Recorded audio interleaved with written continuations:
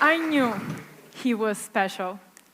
I knew from the first time he gently held me in his arms and lulled me for the joy of his newly arrived niece. I knew he was special as soon as I started school, when I was telling my friends that I had an uncle that would invent theater performances with me, that I had an uncle that would go around wearing a clown nose to make children happy, an uncle who met the Pope and whose picture with him ended up online, an uncle that had a correspondence with the famous doctor that invented clown therapy, Patch Adams, an uncle that worked in a school canteen, an uncle that was selected to cast for a movie. My friends were saying that their uncles were not like this. Cast for a movie? Damn, that's cool. Since then, I was discovering more each day just how special my uncle was. But I didn't give a name to his uniqueness. I didn't even know there was a name. I didn't even ask if there was a name. He was just special. That was my name for it. How did I learn it? Maybe this could be quite surprising, but my uncle was the one who told me. Not my parents, not my teacher, not Google, him. I was 7 years old. I could never forget that moment. We were in my parents' car, and I asked him why he didn't have a driver's license, like Mom and Dad did. He smiled at me and said, "People with Down syndrome don't have a driver's license." Down what? Papa, what's that? What is he talking about? And that is when I got to know for the first time the existence of his 47th chromosome, and of chromosomes in general. I mean, I was just 7. And that is also when I started being aware of the luck I have to live with someone like him, someone who lent me his glasses to see the world from a different perspective, someone who took my hand and introduced me to people like him, so that they could all together, my uncle and them, teach me lessons about a world invisible to everybody else. First of all, they taught me what it actually means to be yourself. That it means that if you feel like it, you should dance as every music is in the atmosphere or just in your mind. That if it makes you happy, you should go around wearing a clown nose. That you should sing as enthusiastically and as loudly as you want your favorite songs, even if you're completely out of tune. They taught me the most gentle, delicate, and pure kind of love. The one made by love letters and never too many, "You're beautiful." They told me the meaning of the word genuine, while showing me the senselessness of the hundreds of social constructs and masks we wear every day. They told me that the best birthday present you could ever get is an incredibly long and sweet handwritten letter. Maybe not grammatically perfect, but incomparably full of love. They told me that not everybody uses words to deliver a message because they can't or they don't want to. But that also those people are saying a lot. If only we would be willing to understand that not only words speak. They taught me how to get on a stage and perform Shakespeare without fear or embarrassment, and that our dear William never wrote anywhere that Romeo and Juliet can't be played by a boy and a girl with Down syndrome. That talking from experience makes the story even better than the original one. They taught me that everybody can be an actor or a model, even if they do not fit into the stereotypical definition of perfection. That not by chance rhymes with misconception. They taught me that the love of parents is actually beyond every tangible limit. That even when they were told at 20 weeks of pregnancy that their son would have Down syndrome and less than 5% chance of living, all their friends told them to abort, but they did not. They taught me that Cinderella is right when she sings, "The dream that you wish will come true." Because a boy with Down syndrome that really loves swimming and trains every day for hours can dream to go to the Special Olympics and actually will go there. They taught me that we should always focus on what people can do rather than what they cannot, because we would be surprised about all the hidden talents of the people around us. They taught me that taboos are something we constructed about too many topics, that in front of diversity, asking is the right thing to do. They even told me that there are teachers willing and able to include students with Down syndrome into their classrooms, the ones we go to every day, and that this incredibly enriches the school for everybody. They taught me that they can go to college and work, or even that they could go to a technical college and work in a coffee shop with incomparable passion and vivacity. But, while showing me this wonderful word, and what a wonderful word, they also guided me through the most hidden and steep paths, through the darkness that had come down on their world. They taught me that actually inclusivity in education is still a distant goal, and that they're often denied quality education. That some teachers would stubbornly refuse to have someone with Down syndrome in their class. They would just be a burden, right? Wouldn't they?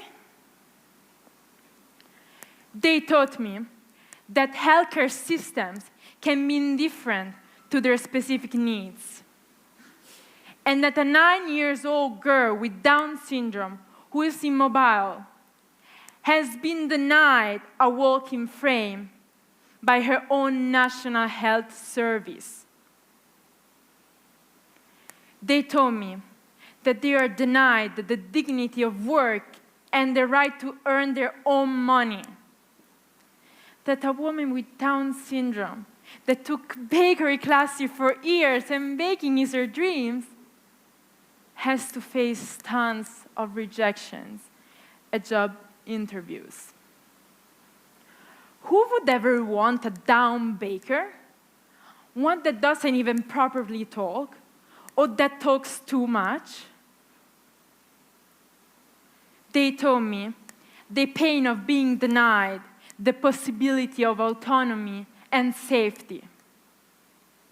Because how can a parent let his child with Down syndrome go around the city alone when the day before they heard on the news that a 17-year-old boy with Down syndrome, so proud of himself because he finally got the permission from his parents to walk independently across his town, was stopped and beaten half to death by a group of 15-year-old teenagers. They told me that a taxi driver would rather drive 2 American tourists to their hotel than a boy with Down syndrome. Sorry, sir. Wait for the next one. They told me that the government sees them as a burden because they do not contribute to the so-called workforce of the country. So how are they even supposed to be considered useful? They taught me that some people prefer to hide them away, to cover their children's faces when one of them is around. My poor child, he would get scared, wouldn't he? They taught me that it's so easy to give them junk food and leave them in a corner instead of showing them care and attention.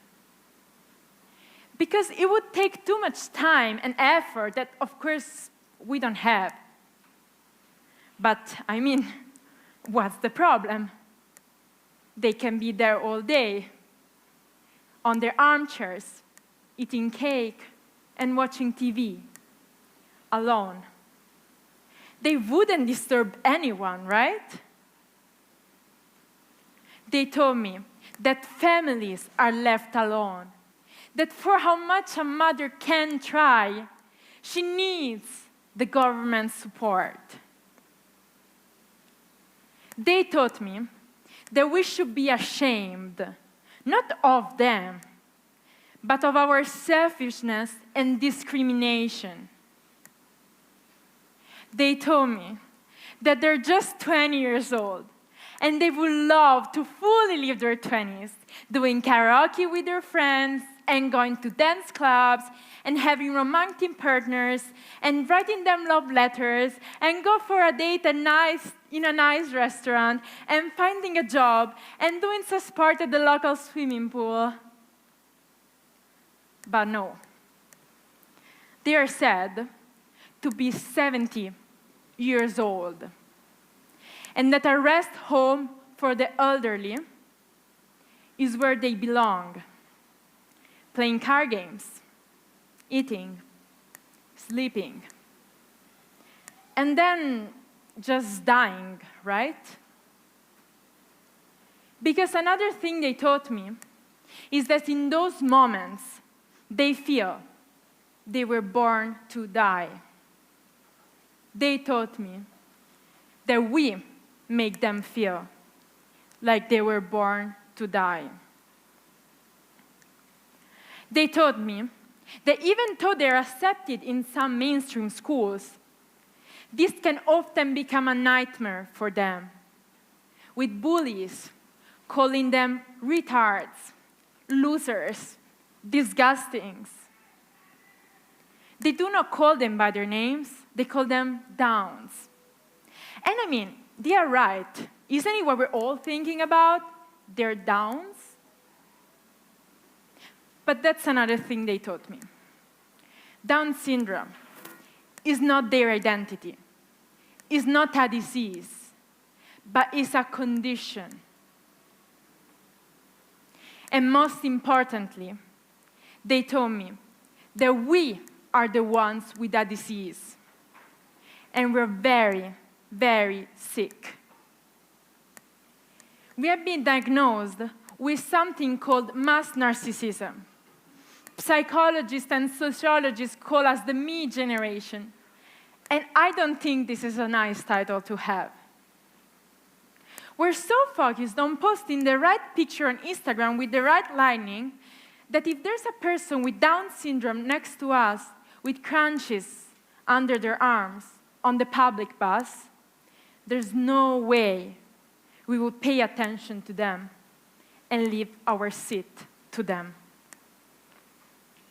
We have been diagnosed with something else called ableism, the discrimination and social prejudice against people with physical or mental disabilities.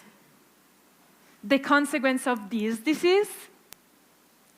The story of a girl with Down syndrome going to a clothes shop. She was looking at different clothes, and the lady who worked in the shop screamed at her to get out right now. She's not allowed to buy anything. She's not allowed because she's different. We have been diagnosed with something called materialism. Value equals money, the only equation we're able to solve.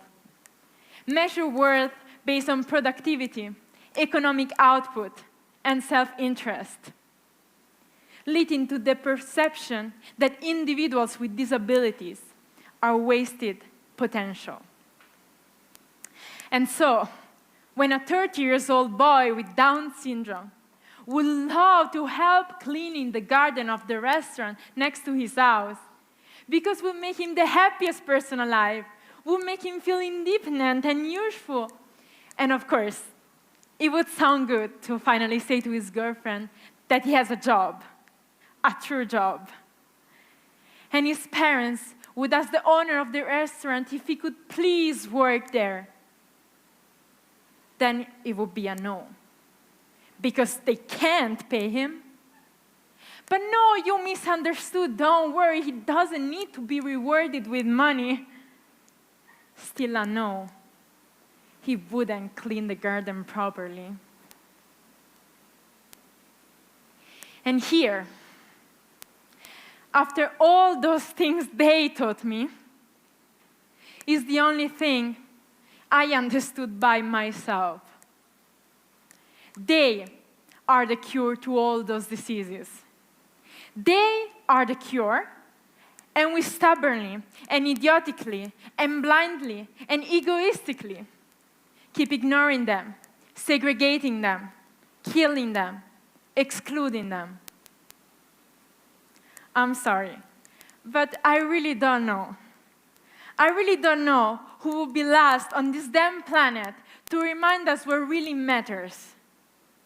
Because at the end of the day, before going to bed, to wake up the next morning or not to wake up anymore, isn't it the only thing worth to be called valuable? The love we gave and the love we received. Isn't this the only thing worth to be called life? Be humans with a capital H. Not for the people with Down syndrome, not for them, but learning from them, listening to them, and loving them. Maybe their smile has a gentle tilt. Or maybe they always close their eyes when they smile. Maybe they do not talk. Or maybe they never stop talking. Maybe they hug you very tightly. Or maybe they just don't want to hug anyone. And yes, maybe they have 47 chromosomes, and you have 46. But I've just told you 47 things that they taught me. You can count them if you want. And I, with my 36 chromosomes, am still looking for just one that I can teach them. Thank you.